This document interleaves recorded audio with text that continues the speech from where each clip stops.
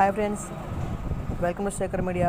Friends, land titling యాక్ట్పై తొలిసారి స్పందించిన జగన్ హిందూపురంలో క్లారిటీ ఇచ్చిన నేత అంటూ క్లారిటీ చూపెట్టింది. ఫ్రెండ్స్, ఒకసారి మరి దాని గురించి వీడియోలో తెలుసుకుందాం.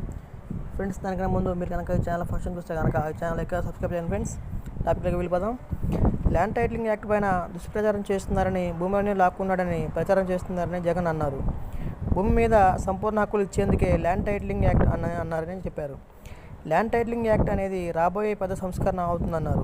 రికార్డులు అప్డేట్ కాకపోయినా భూ వివాదాలు లేకుండా ఉండేందుకే ల్యాండ్ టైటిలింగ్ యాక్ట్ను తెస్తున్నామన్నారు. వారి భూముల కోసం రైతు అధికారులు చుట్టూ తిరగకూడదని ఈ యాక్ట్ తెస్తున్నామని తెలిపారు. భూమి వివాదం అంటే టైటిల్ ఇన్సూరెన్స్ చేసి మరీ ఇస్తారన్నమాట. రాష్ట్ర వ్యాప్తంగా సర్వే చేసి ఎవరి భూమి వాళ్లకు అప్పగించడానికి ఈ ల్యాండ్ టైటిలింగ్ యాక్ట్ను తెస్తున్నామని తెలిపారు. వాటికి సంబంధించిన సరిహద్దు రాళ్లను పెట్టించి ఆ రైతన్నలకే హక్కు పత్రాలు ఇస్తామని తెలిపారు. ఆ భూములకు వివాదాలు వస్తే ప్రభుత్వమే గ్యారెంటీ ఇవ్వడమే ఈ యాక్ట్ యొక్క ముఖ్య ఉద్దేశమని తెలియజేశారు. హిందూపురంలో వైసీపీ అభ్యర్థిని గెలిపించాలని వైసీపీ అధినేత జగన్ అన్నారు. హిందూపురంలో జరిగిన సభలో ఆయన మాట్లాడారు. మరో 9 రోజుల్లో కురుక్షేత్ర యుద్ధం జరగబోతుందన్నారు. రాష్ట్రంలో ఎన్నడూ జరగని విధంగా అభివృద్ధి జరిగిందన్నారు. గత 59 నెలల్లో గ్రామాల్లో ఎన్ని మార్పులు వచ్చాయో చూశారు కదా అని ప్రశ్నించారు. మేనిఫెస్టోను 98% అమలు చేసి తిరిగి మేనిఫెస్టోను అమలు చేస్తున్నానంటూ ప్రజల్లోకి వెళ్తున్నది కూడా మీ బిడ్డ జగన్ అని అన్నారు. గతంలో ఎప్పుడైనా ఇన్ని పథకాలు మీ ఇంటికి వచ్చాయా అని జగన్ ప్రశ్నించారు. నేరుగా 2.75 లక్షల కోట్లు బ్యాంకు ఖాతాల్లో పడ్డాయా అని ప్రశ్నించారు.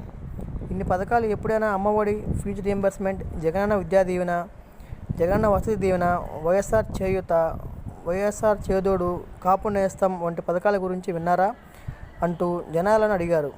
ప్రతి పేదవాడిని గతంలో ఎప్పుడైనా ఇలా ఆదుకోవడం జరిగిందా అని అడిగారు. గతంలో ఎన్నడూ లేని విధంగా అవ్వాతాతలకు 3,000 రూపాయల పింఛను ఇంటికే తెచ్చి ఇవ్వడం జరిగిందా అని ప్రశ్నించారు. రైతులకు పెట్టుబడి సాయం, ఇన్పుట్ సబ్సిడీ వంటివి చూశారా? వాహన మిత్ర, మృత్యుకారుల భరోసా, లా నేస్తం లాంటి పథకాలు అమలయ్యాయా అని ప్రశ్నించారు.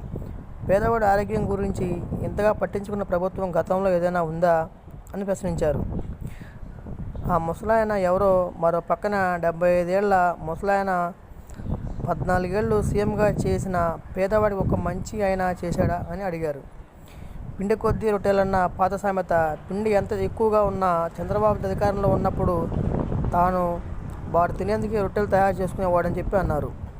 14 ఏళ్లలో చంద్రబాబు యొక్క రూపాయి అయినా బ్యాంకు ఖాతాలో వేశారా అని అడిగారు. గతంలో చంద్రబాబు ఇచ్చిన మేనిఫెస్టోలో ఒక్క హామీని కూడా నెరవేర్చారా అని ప్రశ్నించారు.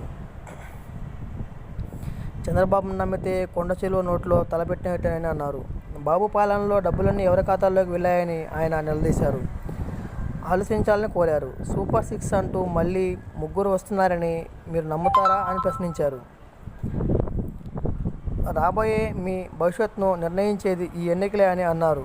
పట్టపగలే మోసాలు చేయడం చంద్రబాబుకు వెంటతో పెట్టిన విద్య అని అన్నారు. వాలంటీర్లు మళ్ళీ ఇంటికి రావాలన్న వైసీపీకి ఓటు వేయాలని కోరారు.